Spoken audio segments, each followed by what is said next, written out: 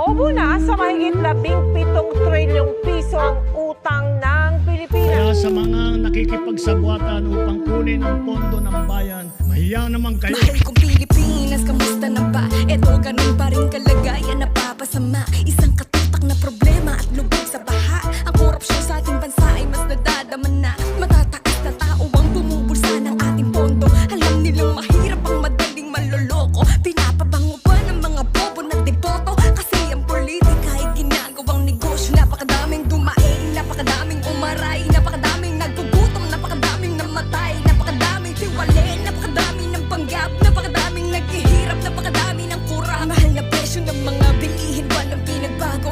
Sa sobrang taas ng lulunod ng mga tao, isaya sa dahilan kung bakit tayo hikahos. Kumayod na sa trabaho, lagi pa rin kinakapos. Mag-eleksyon, kilala ka pag umupo na limot.